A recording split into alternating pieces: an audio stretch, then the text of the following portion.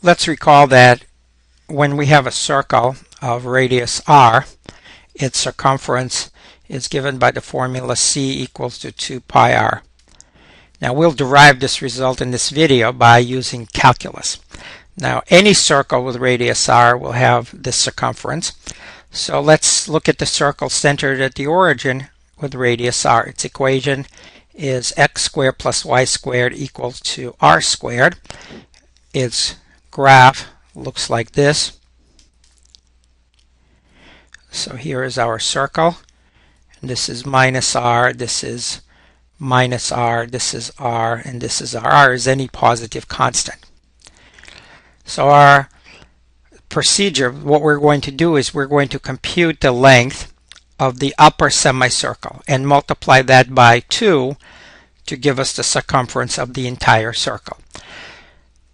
Solving this for y squared equal to r squared minus x squared. So y is going to be plus or minus the square root of r squared minus x squared. Now the plus part represents the upper semicircle. The upper semicircle has this equation, y equals to the square root r squared minus x squared. And the lower semicircle has the equation y equals to minus the square root of r squared minus x squared. We'll just use the upper one with the plus, because then we'll just multiply the result by 2 to find the circumference of a circle. So here's the procedure. Let f of x be a function defined by square root of r squared minus x squared over the interval between minus r to r. If we find the length of this curve, that's precisely the length of the upper semicircle. And recall that when we have a function that's differentiable, that's defined over the interval a to b, the length of the curve is given by the integral from a to b square root of 1 plus f prime of x squared. And that's the formula we'll be using to finish up this problem. Let's take the derivative of our function f prime. It's 1/2 r squared minus x squared to the minus 1/2 times the derivative of r squared minus x squared. Recall that r is a constant, so this is minus 2x. So f prime of x is equal to, after cancellation and simplification, minus x divided by the square root of r squared minus x squared. Now let's square the derivative. Squaring it, we end up with x squared in the numerator, the negative cancels, and r squared minus x squared in the denominator. Let's add 1 to that and also simplify.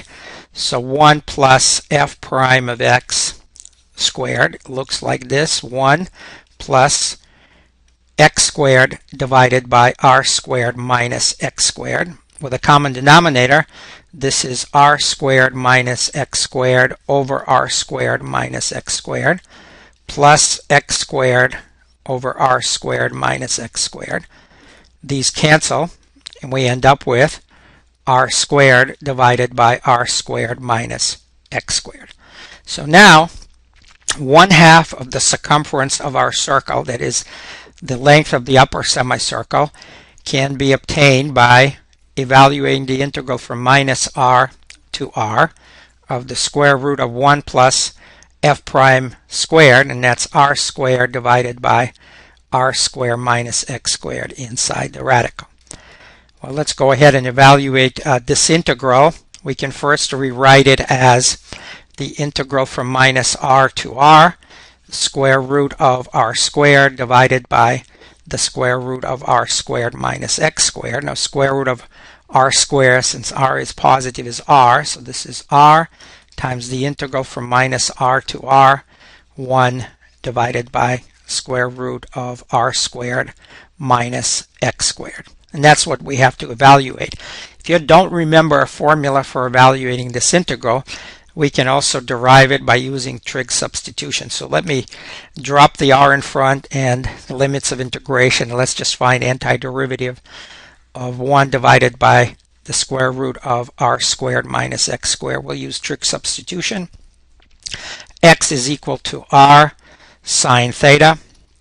Dx is r cosine theta d theta. And then x squared is equal to r squared sine square theta. R squared minus x squared is r squared minus r squared sine square theta, which is r squared times 1 minus sine square theta, and that's r squared cosine squared theta. Let's go back to the integral and plug that in. We have dx. dx is r cosine theta d theta. And here in the denominator, we have the square root of r squared cosine square theta. And that's integral of r cosine theta divided by r cosine theta d theta. These cancel, so this is the integral of 1 d theta, which happens to be theta. Now what we have to do is solve for theta in terms of x. Our initial substitution was x equal to r sine theta. So x divided by r is sine theta, and theta is equal to inverse sine of x divided by r. Let's go back to the integral. Our integral was r times the integral from minus r to r, 1 divided by the square root of r squared minus x squared dx. This is now r times inverse sine of x over r evaluated from minus r to r. And that's equal to r times inverse sine, when I plug in r for x, that's r over r, which is 1, minus inverse sine of plugging in minus r for x, we get minus 1. And again, you need to remember what is inverse sine of 1 and inverse sine of minus 1. Inverse sine of 1 is pi over 2, minus inverse sine of minus 1 is minus pi over 2. So this is equal to pi times r. And that's 1/2 of the circumference of the circle. Multiplying both sides by 2, we finally derive the famous formula for the circumference of a circle with radius r. The circumference is equal to 2 pi times the radius. And we use calculus to get exact derivation of this result. For more videos, visit www.mathprepvideos.com.